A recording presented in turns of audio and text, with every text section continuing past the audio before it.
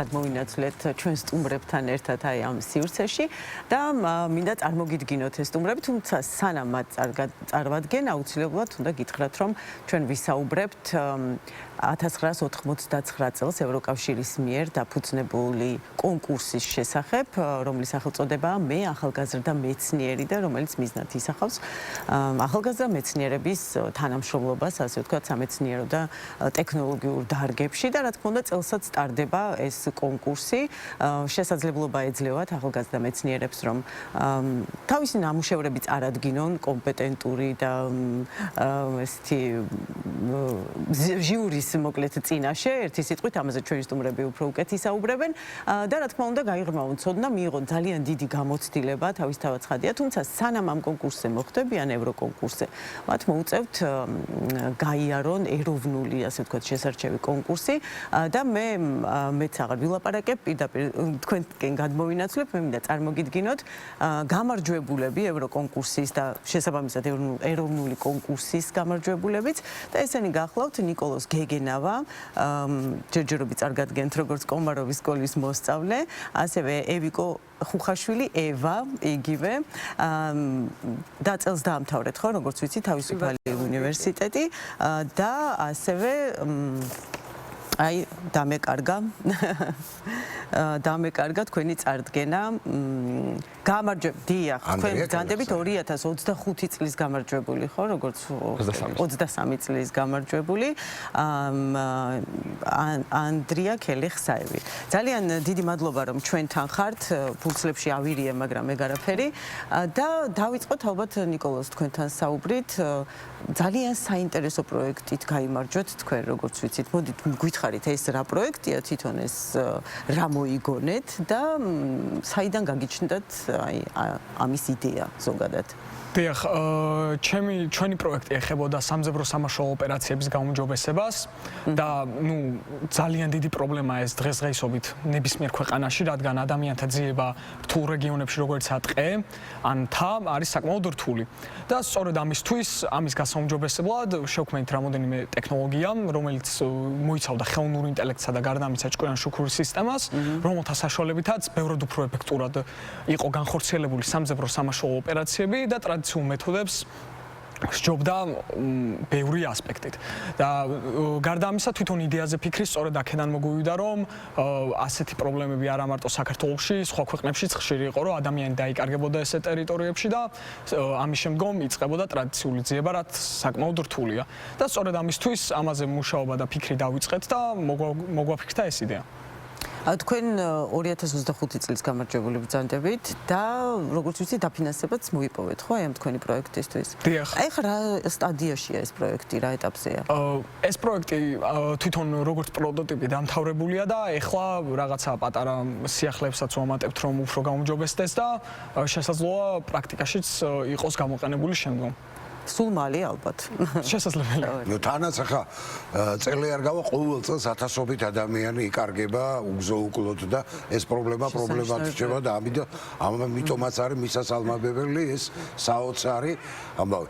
ახლა ევასთან ვიქნები, ევა ძალიან საინტერესო თემა აირჩიე კვლევისთვის.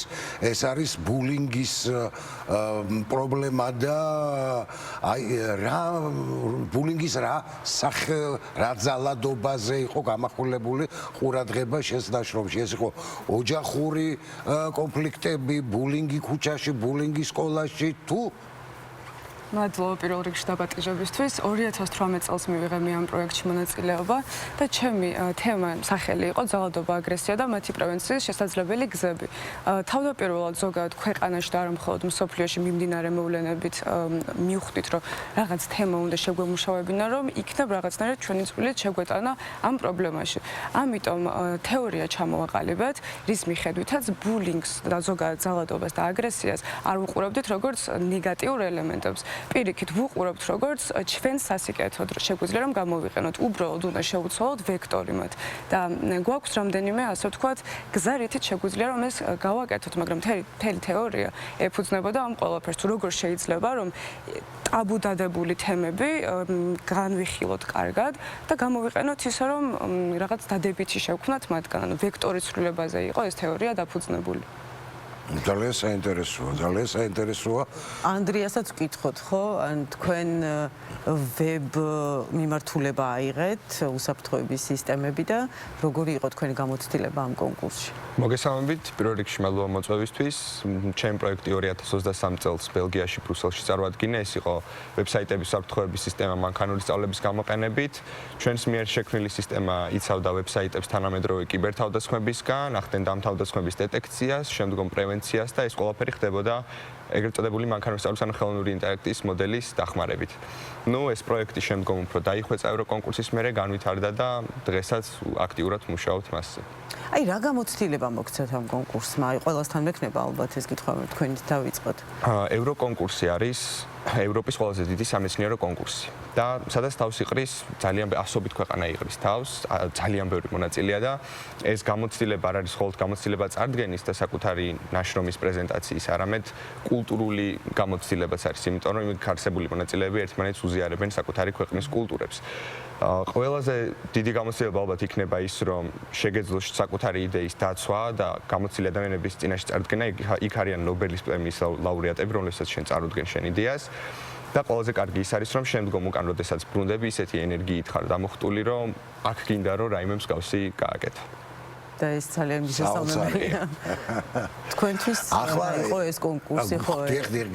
ანდრიასაც დავეთანხმები, მთავარი ის არის, რომ ჩვენი პროექტი წარუადგინოთ, მაგრამ რეალურად იქ მიზანი ის არ არის, რომ რაღაც პრიზი ავიღოთ, მაინც და მაინც შეგვიძლია უბრალოდ ჩვენი ქვეყანა წარუადგინოთ, იმიტომ რომ სხვა ქვეყნის წარმომადგენლები არიან, ეს იქნება ევროპის ქვეყნები, ამერიკიდან, ავსტრალია და ასე შემდეგ და ამიტომ ძალიან კარგი არის ჩვენი ქვეყნისთვისაც, რომ ეს სახელი გავუთქვა, ჩვენი კულტურა, ისტორია გავაცნოთ მათ და საქართველოს ასპარეზით წარმოადგინოთ, ასე ვთქვათ. აი როგორი ცოდნის გაღრმავება შეიძლება ესეთი კონკურსების მეშვეობით, როგორც ვიცი ლექციებიც და სემინარებიც სტარტდება. დიახ, პირველ რიგში რაც აღსანიშნავია ის არის, რომ თვითონ კვლევითი ცოდნის გაღრმავება არის საკმაოდ შესაძლებელი, რადგან როცა პროექტი გაგაქვს, საკმაოდ ბევრი უნდა იფიქრო თუ რა შეიძლება იყოს ამ პროექტის თვითონ შესავალი, შემდგომ რა მეთოდოლოგია სიხმარ და ასე შემდეგ. სწორედ ამიტომ კვლევით ცოდნას საკმაოდ აღრმავებს ეს პროექტი და გარდა ამისა წარდგენის და თვითონ კომუნიკაციის ერთგვარ შესაძლებლობებსაც უფრო აუმჯობესებს, რადგან წარუდგენ ჟიურებს, გარდა ამისა სხვა მონაწილეებიც ხშირად მოდიან და დაინტერესებულები არიან შენი პროექტი და ამიტომ ვფიქრობ საკმაოდ ბევრ ერთგვარ არა მარტო ცოდნას, არამედ გამოცდილებასაც გაძლევს სხვა მსგავს პროექტებში მონაწილეობისთვის და სამომავლოდ კვლევების წარდგენისთვის. ხო, ეს არის. აი კონკურენციასთან დაკავშირებით რას გვეტყვით? დიდი იყო კონკურენცია და როგორი ურთიერთობა ჩამოყალიბდა კონკურენტებს შორის? თუ უფრო მეგობრული გარემო იყო. ხო, აი მაგას უფრო ვფიქრობ, რომ საკმაოდ მეგობრული გარემო იყო, იმიტომ რომ კონკურენტებს შორის რაღაც ერთგვარი ის არისო, რომ ანუ კონკურენცია რეალურად არ იყო ჩემი. არ ხოცავდით ერთმანეთს მოკლედ. ძალიან კარგი. ისე უბრუნდები ახლა, როდესაც გისმენდი, ესეთი საოცარი რამ მოვისმინე, რომ ეს უარყოფითი ენერგია უნდა მიმართო რაღაცა სხვა მიმართულებით, არა? როცა ბულინგზეა, როცა ძალადობაზეა საუბარი, ძალაუნებურად გამახსენდა ორთაბრძოლის ისეთი სახე, როგორიცაა აიკიდო, როცა მოწინააღმდეგის ძალას იყენებ მისვე საწინააღმდეგოდ. აი თქვენი კვლევის მეთოდები როგორი იყო, რაში მდგომარეობდა და აი უფრო ცოტა დეტალურად რო გითხრათ? რა თქმა უნდა. პირველი რაც გავაკეთეთ ჩვენ იყო თეორიული მასალა შევკარეთ, მაგრამ ეს თეორიაზე დაფუძნებული არ იყო. დმანისის კვლევებსაც დავესწარეთ, ასე ვთქვათ. იქ არქეოლოგიური გათხრები რაც იყო ჩატარებული, მან აღმოჩენილი იყო ორი თავის ქალა, რომელიც შემდგომ ჩვენთან გამოვიყენეთ კვლევაში და რეალურად ეს ყველაფერი თეორია და რაც გქონდა შევკარეთ და საბოლოოდ მაინც იქამდე მივედით, რომ ემპათია უნდა გამოვიყენოთ, როგორც დუღაბი, ანუ ერთგვარი შემკვრელი ძალა ამ ძალების, ანუ ეს იქნება ძალადობა, აგრესია და ეს ყველაფერი უნდა გავაერთიანოთ და ეს ვექტორი შეუცვალოთ, როგორც გითხარით და უბრალოდ გამოვიყენოთ ემპათია და ძალადობა, როგორც ერთად შექმნილი სისტემა. და ამით უნდა მივიდეთ საბოლოო შედეგამდე. უბრალოდ ეს არ არის ან ორდღიანი პროცესი, საკმაოდ ხანგრძლივი პროცესი არის, რომელიც უნდა მიუყვეთ და არ უნდა დავნებდეთ. ანდრია, ესეთი შეკითხვა, თქვენ ხართ გამარჯვებულები. ამ გამარჯვებასთან საკმაოდ სოლიდური თანხაც მოყვა. მე შორსა ვარ იმ აზრისგან, რომ ეს აღინგლისში წავიდოდა ეს ფული, მაგრამ აი ძირითადად როგორ ფიქრობთ აი ამ ფულის გამოყენებას ისევ თქვენი მომავალი მუშაობების და კვლევების შემთხვევაში? ესე იგი, როდესაც ევროკონკურსი რაღაც სპეცპრის გასცემს და ანუ ამ შემთხვევაში ნიკოლას შემთხვევაში იყო 5,000 евро, ხო? ეს თანხა ძალიან ხშირად ხმარდება ამ პროექტის უფრო სხვა ეტაპზე გადაყვანას. მაგალითად, როდესაც მე ევროკონკურსიდან დავბრუნდი და ევროკონკურსის გარდა კიდე სხვა კონკურსებზეც ნამყოფი ვარ, ერთ-ერთი არის მაგალითად Swiss Talent Forum-ი, რომელიც ამავე ორგანიზაციის ფონდის ქვეშ არის, ანუ სამეცნიერო საგამომცემლო პროგრამების ფონდის ქვეშ. იქ ვნახეთ, რომ იყო ეგრეთ წოდებული Swiss Youth in Science, ანუ შვეიცარიის ახალგაზრდები მეცნიერებაში. და უკან დაბრუნებულებს ამ მოპოვებული რესურსით გაგვიცდა იმის სურვილი, რომ შეგვექმნა Georgian Youth in Art and Science, ანუ საქართველოს ახალგაზრდები ხელოვნებასა და მეცნიერებაში. და საქმე იმაშია, რომ ეს თანხა ყოველთვის არ არის მიმართული იმისთვის, რომ აი საკუთარ თავს მოახმარო, საკუთარ პროექტზე იმუშაო, არამედ ჩვენ გადავწყვიტეთ, რომ ეს ჩვენი რესურსები მოგვეხმარა ისეთი მსგავსი ორგანიზაციის შექმნაში, რომელიც ეროვნულ ეტაპზე ჩაატარებდა მსგავს კონკურსებს და სხვა მეტ ქართველ ახალგაზრდას მისცემდა შესაძლებლობას, რომ მსგავსი პრიზები თვითონ აეღოთ. ანუ ეს ორგანიზაცია უკვე ჩამოყალიბებულია. კი, ეს ორგანიზაცია ჩამოყალიბებულია. და რა ეტაპზე ხართ დაუშვათ? ყველანი ხართ ამ ორგანიზაციის? დიახ, ამ ორგანიზაციაში არიან ამ ევროკონკურსის გამარჯვებულები. ორგანიზაცია მოიცავს აი ყველაზე მეტად რაც მოგწონს არის ის, რომ აერთიანებს ახალგაზრდებს და ძველგაზრდებს, რაც ნიშნავს იმას, რომ ხო ანუ ახალგაზრდები თავისი რა ქვია, უნარებით და ძველგაზრდები საკუთარი გამოცდილებით აქვს თავისი აღმასრულებელი საბჭო, საკონსულტაციო საბჭო, რწმუნებულთა საბჭო, რომლებიც დიდი ორგანიზაციები უნდა იყვნენ, ყოველ შემთხვევაში უცხოეთში ასე არის და იმედია რომ აქაც ესე იქნება. და ამ ორგანიზაციის თავარი მიზანია, რომ ეს ჩვენ საერთაშორისო გამოცდილებაც დავაგროვეთ, რამენაირად ჩვენს თანატოლებს გაუზიაროთ და მათაც მივცეთ მსგავსი საშუალება. ესე იგი, კიდევ ერთხელ ვუთხრათ იმ ადამიანებს, ვინც შეიძლება დაინტერესდა ახლა და თქვენ შეიძლება მოტივატორებიც ყოფილიყავით ვინმესთვის, რომ გადაედგა ეს ნაბიჯი და მიიღო ხო მონაწილეობა მიიღოს. 15 აპრილამდეა, როგორც ვიცით, ანუ განაცხადების მიღების ბოლო ვადაა და აი ორი სიტყვით რჩევის სახით უბრალოდ რომ გვითხრათ, მოუწოდოთ ახალგაზრდებს თქვენნაირებს, რომ ჩაერთონ ამ საქმეში. ევა, თქვენი დავიწყოთ. პირველ რიგში ჩემი აზრით ეს კონკურსი ძალიან მნიშვნელოვანი არის თვითონ პიროვნების განვითარებისთვის და რომ მიიღონ მონაწილეობა, უბრალოდ უნდა ჩამოაყალიბონ თეზისი, რომელიც შეესაბამება ჩვენი კონკურსის მოთხოვნებს.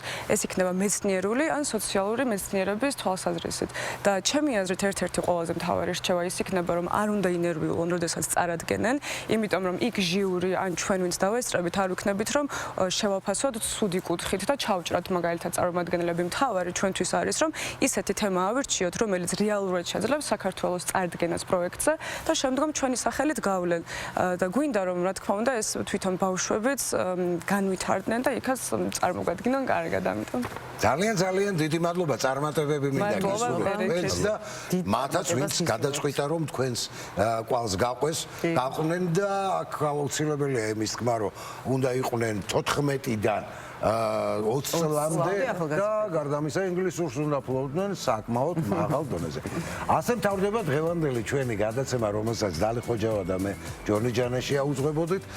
ჩვენ იქით აკვირამდე დაგემშვიდობებით.